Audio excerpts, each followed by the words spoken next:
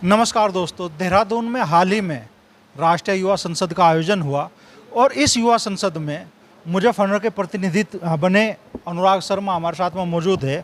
और ऐसे दो मुद्दे जो अब राजनीतिक रूप से भी, सामाजिक रूप से भी एक तरह से गौण हो चुके हैं, जिनका जिक्र भी अब खत्म हो गया है। हालांकि पिछले साल इन मुद्दों पे बड़ा हंगामा हुआ मुजफ्फरनगर में। वो था एक तो औद्योगिक क्षेत्र में जो प्रदूषण हो रहा है, यहाँ पे विशेष तौर पे मखियाली के क्षेत्र में लोग गंभीर बीमारियों का शिकार हो रहे हैं। उस मुद्दे को आवाज़ इस राष्ट्रीय युवा संसद में दी अनुराग शर्मा ने। और दूसरा मुद्दा उठा हिंडन नदी का। तो आज अनुराग शर्मा जो मुद्दे उठे युवा संसद में, उनकी जानकारी देने के लिए पहुँचे हैं पूर्व केंद्रीय मंत्री संजीव बालियान जी के पास में, जिन्होंने प्रतिनिधित्व किया है दो योजनाओं तक मुजफ्फरनगर लोकसभा क्षेत्र का। तो मंत्री जी, अब वैसे तो ये मुद्दे गौण होते जा रहे हैं, इनकी आवाज़ उठनी भी अब कम होगी, लेकिन मुद्दों की गंभीरता तो अब भी उतनी है। हाँ, देखिए, पोल्यूशन का मुद्दा तो लगातार चल रहा है। अभी मैं समाचार पत्र में पढ़ रहा था, पिछले हफ्ते जो हमारे यहाँ से विधायक हैं और मंत्री हैं कपिल देव अग्रवाल जी, उनने एक मीटिंग भी की है जिसमें मखियाली चांदपुर के लोग भी थे और कुछ इंडस्ट्री के जो इंडस्ट्री है उनके लोग भी थे। तो ऐसा नहीं है कि मुद्दा तो ये चल रहा है और इस पर काम भी होना चाहिए।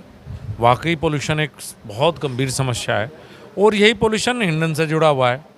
अगर आप देखेंगे तो जिस उद्योग क्षेत्र की आप बात कर रहे हैं, बड़े महत्वपूर्ण मुद्दे अनुराग ने उठाए हैं दोनों।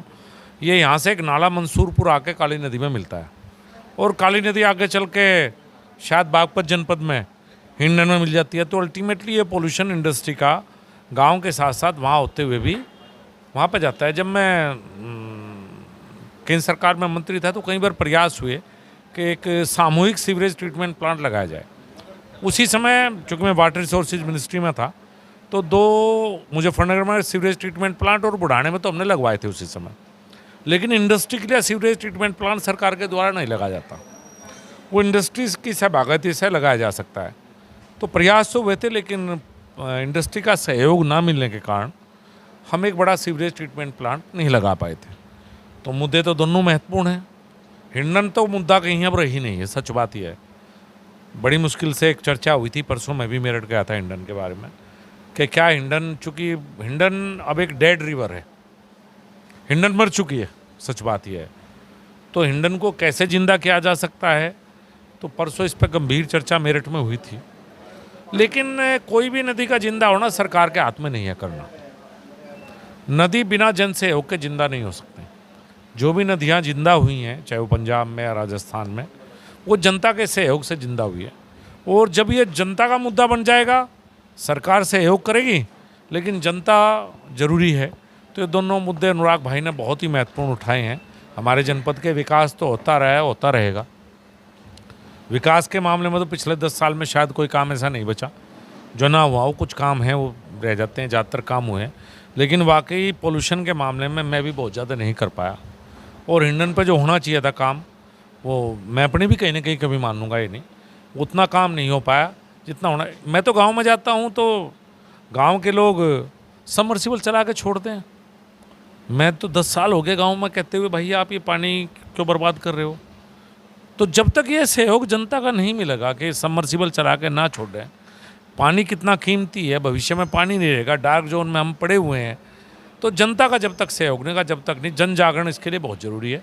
और अनुराग ने पहले शुरुआत की है। मैं तो निवेदन करूंगा, छोटा भाई है, कि इस मुद्दे को अब ज़मीन पर भी लेकर आए, अपने गांव से ही शुरुआत करें। हमारे गांव में जो सबमर्सिबल चलते हैं, अगर अपने गांव की हम जिम्मेदारी लें कि बिना बात के नहीं चलेंगे, तो ये भी एक बहुत समाज के लिए बड़ा काम है। पिछले साल बड़ा आंदोलन भी हुआ, खूब शोर शराबा भी मचा, लेकिन ऐसा लग रहा है पैसे के खेल के सामने आदमी की ज़िंदगी का मोल जैसे कम रहेगा।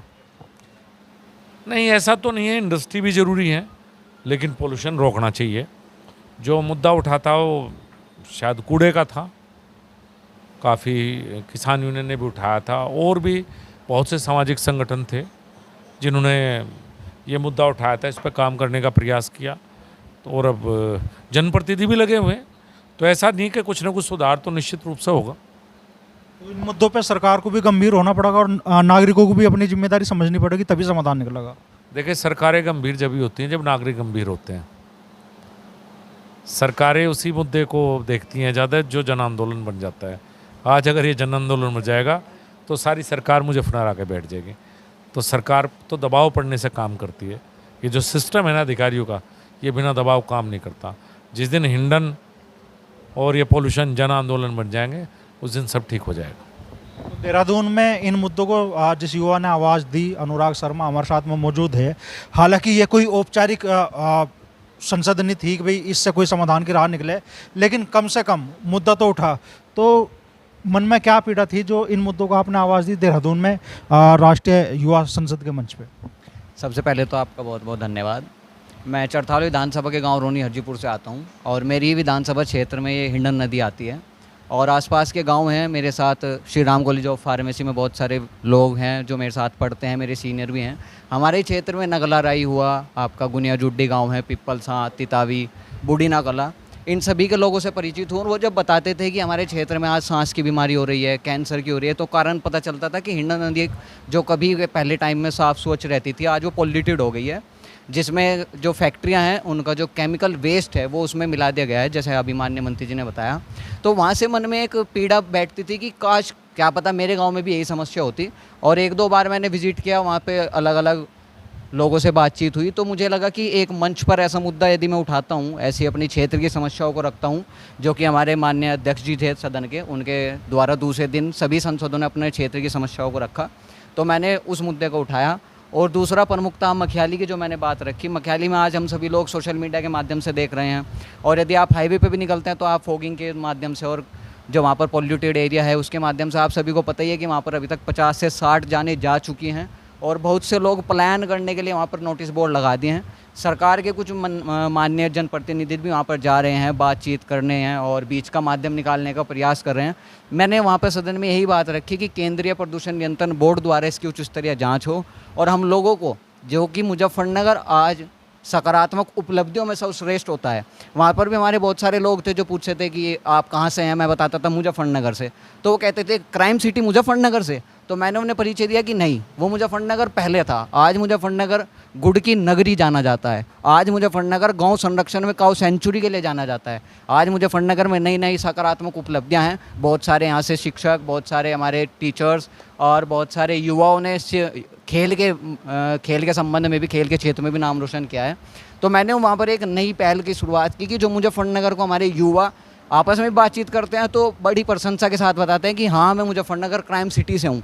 हमें वहाँ पर रोक लगा के अपनी जो सकारात्मक हमारी सकारात्मक प्रशंसा है इस ज़िले की, उससे संबोधित करना चाहिए। यहीं से मुझे प्रेरणा मिली। तो जैसा मंत्री जी ने कहा भाई लोगों को जागरूक किया जाने की ज़रूरत है, इस बारे में जन आंदोलन खड़ा किए जाने की ज़रूरत है, तो उस दिशा में भी कदम बढ़ाओगे अब आप? हाँ, बहुत अच्छा कहा माननीय मंत्री जी ने।